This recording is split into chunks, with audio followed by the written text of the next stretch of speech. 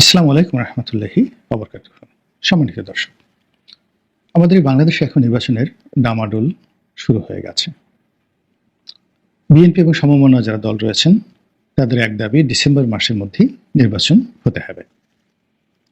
তো ডিসেম্বর মাসে যদি নির্বাচন হয়, সঙ্গত কারণে জানুয়ারি মাসে আমরা একজন নতুন প্রধানমন্ত্রী পাবো, যদি প্রেসিডেন্সিয়াল ফর্ম অফ গভর্নমেন্ট প্রতিষ্ঠিত না হয়। অর্থাৎ এখন যে সংসদীয় গণতন্ত্র রয়েছে সেই সংসদীয় গণতন্ত্রে সরকার প্রধান হিসেবে আমরা একজন প্রধানমন্ত্রীকে পাব। এবং এখন আমাদের যে স্বাভাবিক ক্যালকুলেশন, সেই ক্যালকুলেশন অনুযায়ী যদি নির্বাচন হয়, সেখানে বিএনপি ব্যাপক সংখ্যাগরিষ্ঠতা পাবে। শুধু সংখ্যাগরিষ্ঠতা নয়, বাস্তব অবস্থা হয়েছে যে বিএনপি সম্ভবত ৩০০ আসনেই তার প্রার্থী অথবা বিদ্রোহী প্রার্থী জয়লাভ করে আসবে। এবং এটি কতটা জটিলতা তৈরি করবে সেটা আপনাকে জাস্ট সংক্ষেপে বলছি। আমি কয়েকবার বলেছি ভিডিওতে, তারপর এখানেও বলছি। ধরুন, আমরা ঢাকা শহরে দেখি সমন্বয়কদের একটা ভাবসাব আছে। তারা সরকারি প্রোটোকল নিয়ে জেলা শহরে যাচ্ছে, আবার সেখান থেকে চলে আসছে। পত্রপত্রিকাগুলো তাদেরকে দারুণভাবে হাইলাইট করছে। কিন্তু তাদের মধ্যে থেকে কেউ প্রধানমন্ত্রী হবেন, সার্জিস প্রধানমন্ত্রী হবেন, মাহফুজ হবেন, এ কথা আমরা কিন্তু কেউ কল্পনাও করতে পারি না। অধিকাংশ তারা যারা উপদেষ্টা রয়েছেন, এটা দেখে আমাদের অনেকের চোখ টাটাচ্ছে যে এত অল্প বয়স, যারা একটা চাকরি চেয়েছিল বিসিএস এর, আর সেখানে তাদেরকে একেবারে মন্ত্রী বানিয়ে দেওয়া হলে, এরকম কথাবার্তা অনেকে বলার চেষ্টা করছেন। এবং সাধারণ মানুষ সেখানে সায় দিচ্ছেন। কেউ বলছেন না যে না, তাদের সে যোগ্যতা রয়েছে। নেপোলিয়ন বোনাপার্ট যদি 21 বছর বয়সে সম্রাট হতে পারেন, তারা কেন পারবেন না? জুলিয়াস সিজার যদি 25 বছর বয়সে ওটা হতে পারেন, কেন পারবেন না? আকবর সাহেব, সম্রাট আকবর, তিনি যদি 11 বছর বয়সে দিল্লি সিংহাসনে আসীন হতে পারেন, তাহলে তিনি কেন পারবেন না? এখন এরা যারা আছেন তারা কেন পারবেন না? এরকম। তো যাই হোক, সে কথা কিন্তু আমরা কেউ বলছি না। 2 নম্বর, আমরা যেটা দেখছি ঢাকা শহরে জামায়াত ইসলামের একটা বিরাট তৎপরতা। অবস্থা দৃষ্টি মনে হচ্ছে যে জামাতের আমিরই প্রধানমন্ত্রী হয়ে যাবেন। তিনি যাচ্ছেন, সবার সঙ্গে করমর্দন করছেন, অনেককে জড়িয়ে ধরছেন, বাচ্চাদেরকে আদর করছেন, চুমু দিচ্ছেন। কিন্তু সমস্যা হচ্ছে যে এই সম্মানিত মানুষটির যে কর্মকাণ্ড, সেই কর্মকাণ্ড নিয়ে ট্রল হচ্ছে। তিনি একটা শিশুকে কেন চুম্বন দিচ্ছেন? তাহলে কি তার কোনো সি সি সি এই সমস্ত কথাবার্তা কিন্তু বলা হচ্ছে। তারপর তার একটা উপাধি দেওয়া হয়েছে, মুরব্বি মুরব্বি, যে একটা ভাইরাল ওয়াজের একটা শব্দ, মুরব্বি মুরব্বি, হু। তো ওইরকম তাকে নিয়ে, তার যে কোনো কর্মকাণ্ড নিয়েই এখন জামাত বিরোধী যারা রয়েছে তারা মুরব্বি, উহু হু হু, উহু হু, এই সকল শব্দ বলার চেষ্টা করছেন।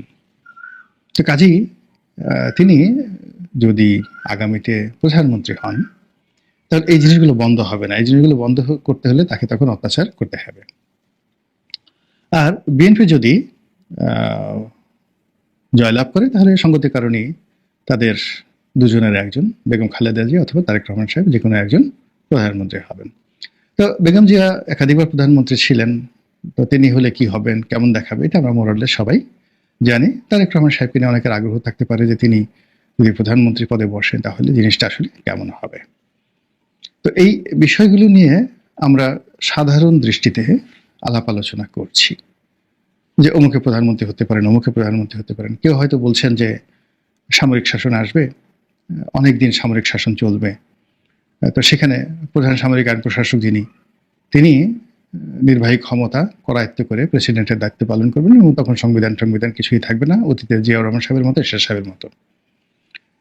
তো সেক্ষেত্রে কে হবেন এটা নিয়ে আমরা কেউ জানি না।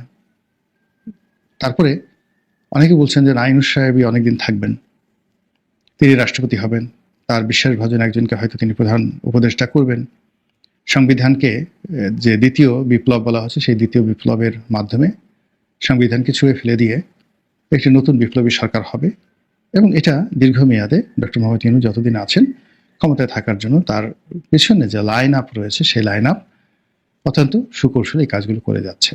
এবং সেই কাজগুলো সফল করার জন্য যত কূটকৌশল দরকার, যত বুদ্ধি প্রজ্ঞা দরকার, সবকিছু তারা কিন্তু চালিয়ে যাচ্ছেন। যাই হোক, বাস্তবতা হলো যে কোনোটার ব্যাপারেই আমরা নিশ্চিত হতে পারছি না। ডিসেম্বরের নির্বাচনের ব্যাপারে যেমন আমরা নিশ্চিত হতে পারছি না, আগামীতে কার অধীন শাসন হবে তাও নিশ্চিত হতে পারছি না। আর প্রধানমন্ত্রী কে হবেন তাও আমরা নিশ্চিত হতে পারছি না, রাষ্ট্রপতি কে হবে তাও আমরা নিশ্চিত হতে পারছি না। কিন্তু আপনি যদি প্রকৃতির আইন দেখেন, ল অফ নেচার, তাহলে আপনি খুব সহজে বুঝতে পারবেন কে আগামীর প্রধানমন্ত্রী হতে যাচ্ছেন। প্রথমত, জাতি হিসেবে যদি আমরা খুব খারাপ প্রকৃতির হই, বজ্জাত প্রকৃতির হই, বনী ইসরায়েলদের সে অভিশপ্ত সম্প্রদায়ের মতো হই, তাহলে ওই যে তালুত এবং জালুত রাজার যে কাহিনী, অত্যাচারী রাজা যে জালুত ছিল, অত্যাচারী রাজা জালুত বা তালুত, আমি এই মুহূর্তে মনে করতে পারছি না। তো সেই তাদের কুকর্মের কারণে আল্লাহ রাব্বুল আলামিন এরকম একজন ডাকাতকে বনী ইসরায়েল জাতির নেতা বানিয়ে দিয়েছিলেন। তাদের অত্যাচার থেকে বাঁচার জন্য বনী ইসরায়েলরা কেঁদেছে, কাঁদার পর তখন আল্লাহ রাব্বুল আলামিন তাদের জন্য নেতা পাঠিয়েছেন, যিনি হযরত দাউদ আলাইহিস সালামের শ্বশুর ছিলেন। আমি এই তালুত এবং জালুত এই দুটো নামের মধ্যে ডিফার করতে পারছি না। সম্ভবত তালুত ছিলেন আল্লাহর পক্ষের, আর জালুত ছিলেন জালেমের পক্ষের। আল্লাহ মাফ করুন, আপনারা মাফ করুন যদি তথ্য বিভ্রান্ত হয়ে থাকে। এর কারণ হলো যে আমি কোনো স্ক্রিপ্ট নিয়ে ভিডিও করি না, বা আমার সামনে কোনো প্রস্তুতি থাকে না, জাস্ট হেডলাইনটা তৈরি করে এরপর আমি বক্তব্য দিতে থাকি, যার জন্য এর মধ্যে যে তথ্যগুলো আসে মানুষ ভুল করে। সব তথ্য মনে রাখা মানুষের পক্ষে সম্ভব নয়, টু দি পয়েন্টে সন্তানিক সহ। তারপর আমি চেষ্টা করি যে আমার এই ভিডিওগুলো শুনে আপনারা ইতিহাস, সাহিত্য, সংস্কৃতি, গল্প, উপন্যাস, ধর্ম, কোরআন, হাদিস আমি যতটুকু জানি ততটুকু বলার চেষ্টা করি। তো এক্ষেত্রে কিছু 19-20 হতে পারে, এটা ক্ষমা সুন্দর দৃষ্টিতে দেখে আমার যে মানবিক দুর্বলতাগুলোকে স্মরণ করে আমি যে উদ্দেশ্যে বলতে চাচ্ছি সেই উদ্দেশ্যটিকে যদি আপনারা মেনে নেন আমার জন্য ভালো হয়।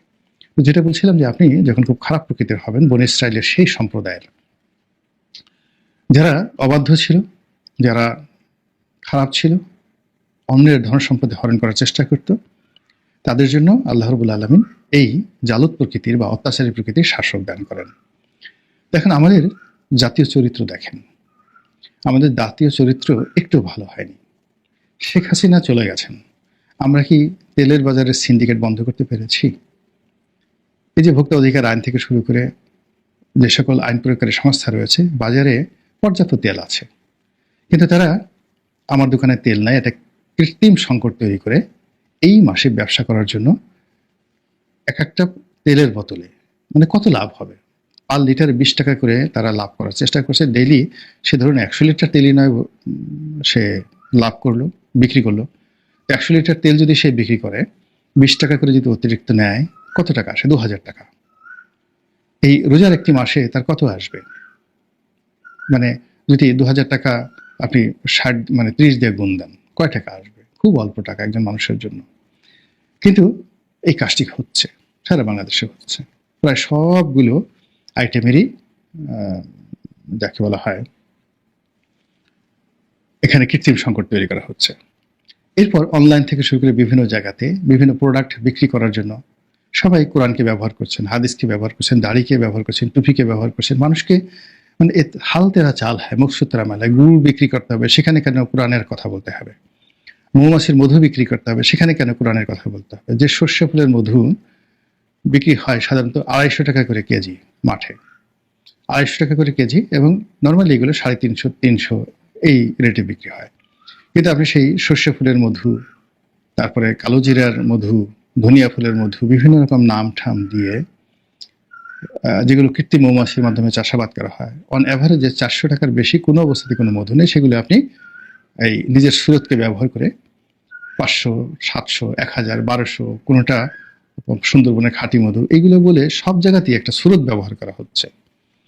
এখন এদের জন্য, যারা মন্দ লোক, তাদের জন্য আসলে কখনোই ভালো শাসক এসে 1 মিনিট টিকতে পারবে না। এখানে যে সমাজ সুদের উপর চলে সেখানে সুদখোরকেই আল্লাহ নেতা বানাবেন। যে সমাজ জেনার উপর চলে সেখানে জেনাকারকে আল্লাহ নেতা বানাবেন। যে সমাজ মিথ্যার উপর চলে সেখানে আল্লাহ মিথ্যাবাদীকে নেতা মনে করবেন। তো আমাদের এই সমাজের যে চরিত্র অনুযায়ী আগামীতে যিনি প্রধানমন্ত্রী হবেন, আমাদের বেশিরভাগ মানুষের চরিত্র অনুযায়ী আল্লাহ দিবেন। সভ্য হলে আমাদের সভ্য দিবেন, আর অসভ্য হলে আমাদের জন্য সবচেয়ে বড় একটা অসভ্য পাঠাবেন। একেবারে শরীরের বিভিন্ন অঙ্গে মানে তার কাটা, বা পেরেক ঢুকিয়ে যেভাবে নির্মম অত্যাচার করা হয় ওভাবে শাসক আমাদেরকে অত্যাচার করবেন আমাদের এই অভ্যাসের কারণে।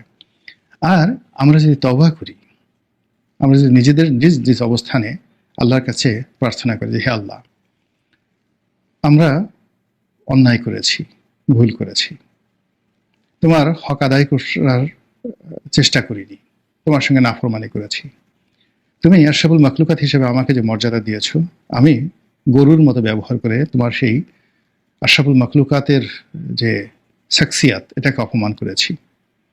হে আল্লাহ রাব্বুল আলামিন, তুমি আমাকে বন্ধু বানাতে চেয়েছো, তুমি আমাকে নামাজ শিখিয়েছো, কোরআন দিয়েছো, ধর্ম দিয়েছো, বন্ধু দিয়েছো, আত্মীয় স্বজন দিয়েছো।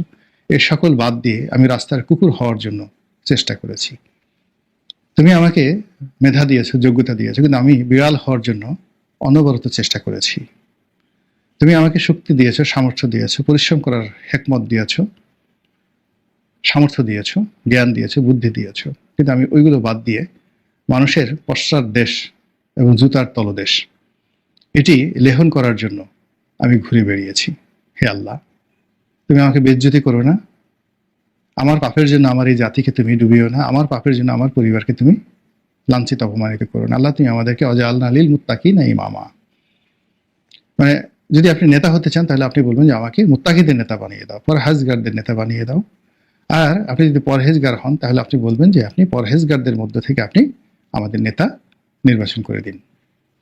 এইভাবে বিনয়ের সঙ্গে যদি আমরা তওবা করি পুরো জাতি, তো আল্লাহ রাব্বুল আলামিন এই 18 কোটি মানুষের একটা বিরাট অংশ যে ধর্মাবলম্বী, তাদের মধ্যে থেকে শ্রেষ্ঠতম একজন মানুষ যার নেতৃত্বে আমরা কাজ করব, যার নেতৃত্বে আমরা পরিচালিত হব, ওরকম একজন নেতা তিনি আমাদেরকে দিবেন, হযরত উমর রাদিয়াল্লাহু তাআলা আনহুর মতো, অথবা হযরত উমর ইবনুল আব্দুল আজিজ তার মতো, বা শাহরঙ্গজেবের মতো। এই সমাজে আছে, আল্লাহ চাইলে দিতে পারেন। অথবা আমরা যদি মন্দ কাজ করি তাহলে কিসের শেখ হাসিনা, কিসের যাকে বলা হয় এরশাদ, কিংবা আরো মন্দ অতীত আয়ুব খান বলেন, টিক্কা খান বলেন, ইয়াহিয়া খান বলেন, এমন ইয়াহিয়া খান আগামী দিনে দেবে যে ইয়াহিয়া খানের নাম শুনলে শিশুরা পর্যন্ত ঘুমিয়ে পড়বে ভয়ে আগামী দিনে, যদি আপনারা আপনাদের আমল ঠিক না করেন। এই গেল একটা। দ্বিতীয় বিষয় হলো, আপনি যদি বর্তমান চলমান যে সময়, সেই সময়ে আপনার পরিচিত যাকে আপনি প্রধানমন্ত্রী হিসেবে দেখতে চান, মনে মনে কল্পনা করেন এই লোক প্রধানমন্ত্রী হবে। প্রথমে তো আপনি তার ভিতরে কতগুলো লক্ষণ দেখতে পাবেন, সেটা সে খারাপ হলেও ওই লক্ষণগুলো তার মধ্যে রয়েছে, আর মন্দ হলেও ওই লক্ষণগুলো তার মধ্যে রয়েছে।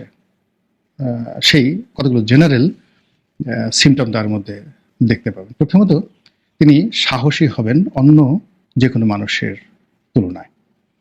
অন অ্যাভারেজ মানুষের যে সাহস তার চেয়ে বেশি সাহসী হবেন। মন্দ প্রধানমন্ত্রী বলেন না ভালো প্রধানমন্ত্রী বলেন, তিনি স্বাভাবিকের চেয়ে বেশি সাহসী হবেন। আপনার ভীরুতা তাকে স্পর্শ করবে না। তিনি দূরে থাকবেন না, তিনি আপনার কাছে আসবেন। তিনি আপনার পেছনে থাকবেন না, তিনি আপনার সামনে থাকবেন, নেতৃত্ব দিবেন, মন্দ হলেও দিবেন, ভালো হলেও দিবেন। আর এই বিষয়গুলো যদি আপনার না থাকে, আপনি তার জন্য কোরআন শরীফ খতম করতে করতে মানে আপনার হৃদয় বিগলিত করতে পারেন, আপনার গলা দিয়ে রক্ত বের করে দিতে পারেন, কিন্তু কোনো ভীরু কাপুরুষকে আপনি কোনো অবস্থাতেই প্রধানমন্ত্রী হিসেবে দেখতে পাবেন না। সাহসী হতে হবে এবং সম্মুখ সারির যোদ্ধা হতে হবে। ডাকাতি করলেও সাহসী হতে হবে, আর ভালো কাজ করলেও সাহসী হতে হবে। এই গেল এক। 2 নম্বর হলো যে ওই মানুষটি যে প্রধানমন্ত্রী হবেন, তিনি যখন আরো 10 জন লোকের সাথে বসবেন, আপনি তাকে আলাদা করতে পারবেন। আপনি দেখবেন যে সেই লোক সব মানুষের দৃষ্টি আকর্ষণ করে ফেলেছেন, সবার চোখ অটোমেটিক তার দিকেই গিয়েছে, এবং প্রকৃতি তার চেহারা সুরতের মধ্যে একটা উজ্জ্বলতা ফুটিয়ে তুলেছে। তাকে আপনার দেখতে ইচ্ছা করবে, তাকে দেখলে আপনার রাগ হবে না, ক্রোধ হবে না, শ্রদ্ধা চলে আসবে, সম্ভ্রম চলে আসবে। আর সে যদি মন্দ হয়, তাকে দেখলে ভয়ে আপনার শরীর থরথর করে কেঁপে উঠবে। কিন্তু কাউকে যদি আপনার দুলাই ভাই বলে মনে হয়, শ্যালক বলে মনে হয়, কাউকে যদি মনে হয় যে আমি তাকে বানাতে পারবো, আমি তাকে ব্যবহার করতে পারবো, সে আমার ভগ্নিপতি, ইত্যাদি ইত্যাদি অনেক কিছু আপনজন, এরকম ব্যক্তিত্বহীন মানুষ কোনো অবস্থাতেই আগামীর নেতা হবেন না। বর্তমানে বলে দেবে আপনি দুটো ভাবে, অর্থাৎ আপনি পরিচিত জনের মধ্যে তিনি কাউকে প্রধানমন্ত্রী হিসেবে বা গ্র্যান্ড লিডার হিসেবে কল্পনা করেন তার মধ্যে কমন যোগ্যতাগুলো থাকতে হবে। আর যদি আপনি এই ধরনের কোনো লোক খুঁজে না পান, তাহলে আল্লাহ এমন একজন লোককে ব্যবস্থা করে দিবেন অন দ্য লং রানে, সে সমাজে লুকায়িত থাকে কিন্তু হুট করে চলে আসবে। আপনি আমাদের এই জাতির ক্রান্তিকালে একটা সময় ধরেন বিচারপতি শাহাবুদ্দিন সাহেব এসেছিলেন, তাকে দেখে আপনাকে মনে হয়েছে যে এই লোক দেশের এরকম নাম করে একজন রাষ্ট্রপতি হতে পারেন? কিংবা জিয়া রহমান সাহেব যখন এসেছেন, উনাকে তো 15ই আগস্ট পর্যন্ত কোনো লাইমলাইটে ছিলেন না, কেউ তাকে নিয়ে কেউ কল্পনাও করেনি। এমনকি নভেম্বর মাসের 7 তারিখ পর্যন্ত তাকে নিয়ে কেউ কিন্তু ভাবেনি যে তিনি বাংলাদেশের রাষ্ট্রপতি হতে পারেন। কিন্তু যখনই তিনি সামনে চলে এসেছেন, আপনি দেখেন তার লক্ষণগুলো ঠিক ওইরকম, আমি যেভাবে বললাম ওইরকমই ছিল। তো এরকম মানে আপনি বঙ্গবন্ধুকে দেখেন, সেই 1953 বঙ্গবন্ধুর একটা ছবি দেখেন, আপনি সবার মধ্যে থেকে তাকে আলাদা করতে পারবেন। তার হাঁটা, তার চলা, তার কথাবার্তা, তার কর্মকাণ্ড সবকিছুই অন্য থেকে আলাদা। ইস এ প্রাইম মিনিস্টার। আপনি শেখ হাসিনাকে দেখেন, ইভেন খালেদা জিকে দেখেন। খালেদা জিয়া যখন মেজরের স্ত্রী ছিলেন, কর্নেলের স্ত্রী ছিলেন, তখন আপনি তার ড্রেস কোড দেখেন, তার চালচলন দেখেন, কথাবার্তা দেখেন, আপনি তাকে প্রধানমন্ত্রীর মতোই মনে হয়েছে। কিন্তু রাস্তার পাশে সারা জীবন ধরেন আপনি ফেন্সিডিল খেয়েছেন, বা আপনার বন্ধু বান্ধব যত যা কিছু আছে সব ফেন্সিডিল খোর, আপনি হুট করে একটি দেশের প্রধানমন্ত্রী হয়ে যাবেন, যেটি মরে গেলেও হবে না। কিংবা আপনার সারা জীবন একটু ছিনতাই করার অভ্যাস ছিল বা করতে চাইতেন, বা যারা ছিনতাই করতো, ডাকাতি করতো, যাদের অস্ত্রবাদ ছিল তাদের সঙ্গে আপনার খুব খাতির ছিল। টোকাই মুকাইয়ের সাথে, টোকাই সাগর আপনার বন্ধু, বা মুরগি মিলন আপনার বন্ধু, এরকম জিনিস আপনার মনে করেন অলি আল্লাহ গাউস কুতুবদের বাদ দিয়ে এরকম রাস্তার মানুষ যখন আপনার বন্ধু হবে, দুনিয়া উল্টে গেলেও আপনি কোনোদিন প্রধানমন্ত্রী হতে পারবেন না।